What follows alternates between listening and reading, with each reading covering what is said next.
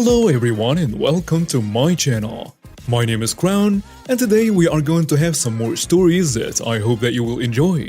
But before we start, it would be so much appreciated if you would subscribe to the channel, like the video if you enjoyed it, and maybe leave a comment down below. These simple clicks would mean a lot to the future of this channel and really reward the effort that I put in every day. And now, without further ado, let's go! First story. Colleague has been mean to me and now she gets to work with my mom. I have a nice office job at my local court. I worked with a few colleagues that were so nice and I had a great relationship with them. However, they have been transferred to other offices nearer their homes. They had 4 hours of commute every day. A few months ago, I told an old classmate that in my office, they were looking for someone to hire and work along with me. I remembered her as a nice person and didn't live too far. Big mistake. Short after she began working here, she started being rude and overall mean. She's been blatantly lying to me, gaslighting, being aggressive and bossy. Despite me having 1.5 years more experience, she has made the working place a hell, but I wasn't strong enough to resist her. At home, I've been complaining to my family about this colleague and her rudeness and tantrums. Instead of believing me, they started saying that I'm being too sensitive and started calling me zero tolerance. I decided to ask my managers to transfer me to an office in another region, where my fiancé lives. They said to me that they needed me to find someone to take my place in the office. I asked my mom, who is not as weak and tolerant as me. I asked her to work with my colleague and my mom happily accepted. My colleague won't be able to be rude to my mom, who is twice her age and has a strong personality, and won't let her do whatever she wants. My mom, who calls me zero tolerance, will have to work with my horrible colleagues and realize I wasn't too sensitive. I think it's an all-in-one pity revenge. Next story. Yet another encounter with the self-appointed disabled police. My fiancé suffers from a somewhat rare neurological condition called paresthesia neurological, which is connected to traumatic nerve damage caused by not one but 2 car accidents. One aspect of that condition is that she has mobility issues and finds it difficult and extremely painful to walk more than short distances. However, like many people with a disability, her disability is not easily seen or noticed unless she is attempting to walk. As a result, we occasionally run into what I call the disability police. The most common occurrence is when I'm driving the car with her in the front passenger seat, and I park the car in a marked disabled parking spot with a disabled parking tag hanging from the car's rear view mirror, and I get out of the car. They see me easily walking around the car to open the door for her and start screaming, "You're not disabled! You can't park in that disabled person parking spot!" Particularly when we go grocery shopping. We go to supermarkets that have powered scooters so that she can ride and drive around the store while shopping. On a recent visit to our local supermarket, I did what I usually do. I parked the car, went into the store, found a scooter with a fully charged battery, got on it and drove it out to our car so that she wouldn't have to walk from the parking lot into the store and get the cart herself. Normally this is not an issue, but this time some self-appointed disability police person saw me driving the scooter out to the parking lot and she started chasing after me screaming, "You're not disabled!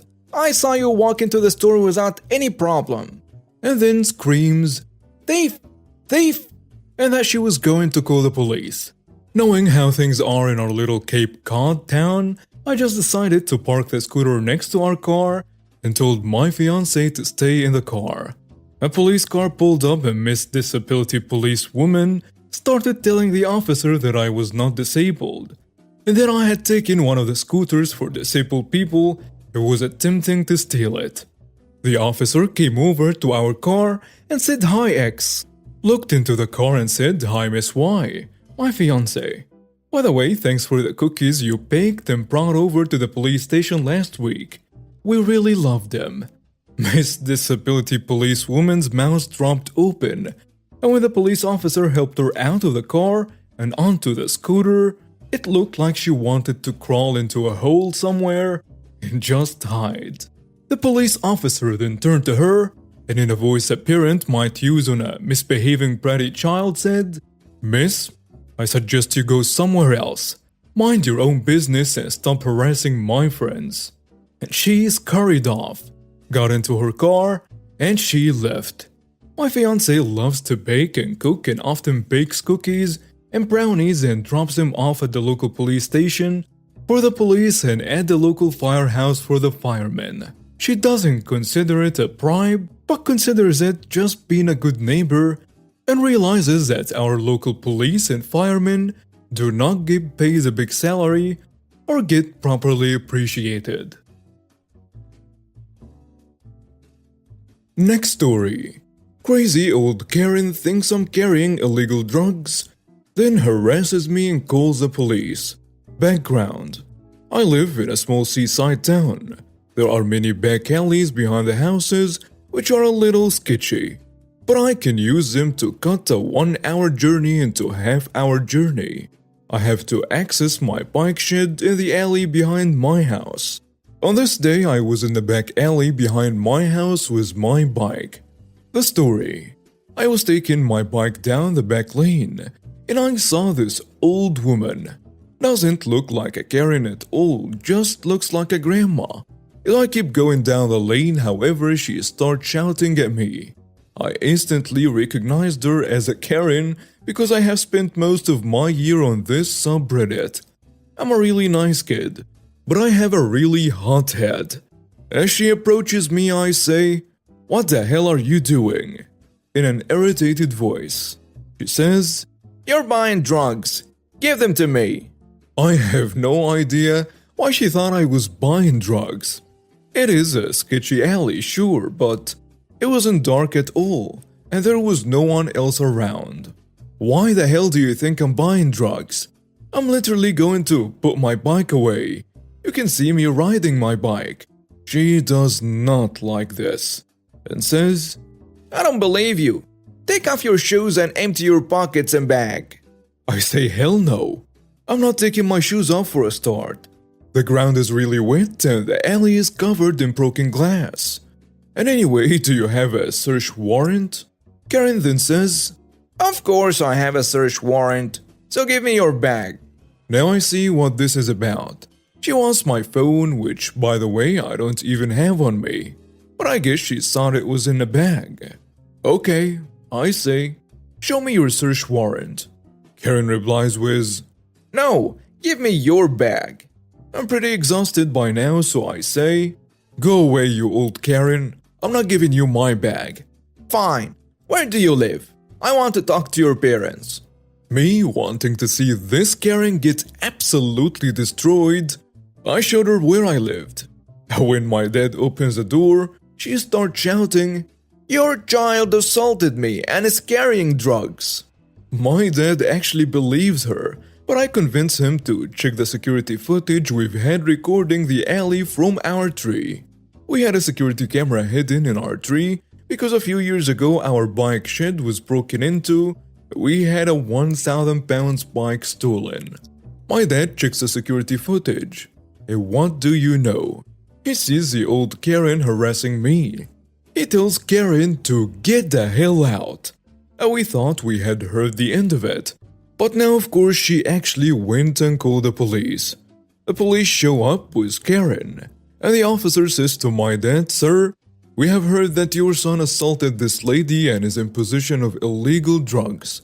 My dad gets me to explain what happened while he gets the security footage. The officer doesn't believe me. Naturally, who would be more likely to trust? A 12-year-old boy or a fully grown and a bit shrunk adult? But when my dad shows the officer the security footage, he understands what happened and says to Karen, "What is your name?" Karen gives what must have been a real name, because he finds that she already has a record of wasting police time. He tells her, "Please come with me, ma'am. You already had a warning on your record, and so you will have to come to the police station." Karen then screams in her highest, loudest, shrillest voice, "But he assaulted me! He should give me his bag at least!" Then she actually hits me in the face. Not just a slap either, an actual punch. She made my lip bleed. The officer just handcuffs her and forces her into the police car. And I'm definitely planning on pressing charges. How do they get so crazy? Next story. Entitled "Band Teacher Changes My Whole School Schedule." First, a little background. Our band teacher in high school was entitled verbally abusive, would make sexual comments to all the girls, and encouraged hazing of new band student.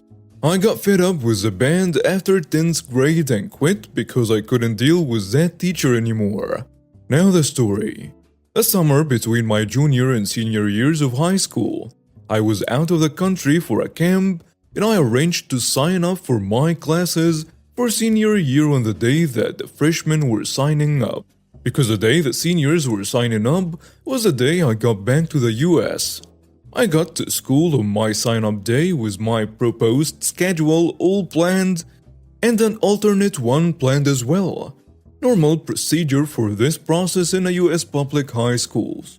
I walked up to the table, asked a staff member for my sign-up form, pre-printed with my name and other identifying information on it, and was absolutely shocked when she said, "Oh, it looks like you've signed up already." I said, "No, I haven't. I just got back from camp." She said, "Well then, someone else must have done it for you. How nice of them." I corrected her because no one else would have signed me up for classes with my permission. She printed out my schedule as it appeared on their computer, and all my classes were messed up. Every single one of them. I was furious. I demanded to know who did that, who had access to their computers, who could have changed everything like that and scheduled me without anyone noticing. And she said there was no way to know who was responsible. I started crying, right there in the hallway. I sat down at the table and looked closer at my schedule. I saw that the band was on the schedule, and that was the reason everything was wonky. Because that meant that I couldn't get into any of the classes I needed to take to graduate. Right then and there, I knew exactly who was responsible. Just as I figured that out, the band teacher came walking out of the office. I walked straight up to him as he was talking with two band students who I knew, shoved my schedule in his face and said, "I know you were the one who did this. Why? How dare you schedule me for my classes when you don't even know me and I'm not even your student anymore? Haven't been for a year." I think he was shocked that I was yelling at him in front of everyone and confronting him in public, but I didn't care at all. He actually admitted that he'd done it. "Oh, I thought it was another student." There was only one person with my same first and last name in the whole school. I told him that he was never to talk to me again, mess with anything official of mine, or get anyone else to, or I would get the principal and vice principal involved, who already knew about all his bad behavior. Thankfully, I was able to schedule every class I wanted to, because all the classes I wanted as my first choice schedule were still available. Next story. Finally got to tell a junk customer how every clerk felt about assisting them. This happened a few years ago, but it felt oh so satisfying. For a period of time I worked for a New England-based hardware/home and garden store. We had a customer that was the most impolite individual, definitely thought of retail people as lower than himself, and treated every clerk with contempt. Well, my course had changed and I moved on from said job and was working as a carpenter. I was in that location to buy something for a project I was working on. The uniform at the store was a dark green polo and a dark green fleece as a cover-up. I'm a woodsy guy. Almost all my clothes are brown, tan, dark black, green, and this day I happen to be wearing dark brown pants with a dark green sweatshirt from a local building supply company. Dark green with white labeling of said company. Pretty easy to see it wasn't a store-issue garment with any real observation. I'm in a hardware aisle where there are also lubricants for loosening stock bolts and whatnot, which I was looking at. This guy walked into the aisle, and I made no notice besides that someone else had entered the space. Then a junk customer clears his throat. Me, in my head, that guy sounds horrible. He clears his throat again. Excuse me. Oh, sorry. Thinking I'm blocking the shelving he needs something of and moving over. No, you're supposed to help me. No, I'm not. I no longer work for this company. That's nonsense. I see you here regularly. You're even wearing a uniform.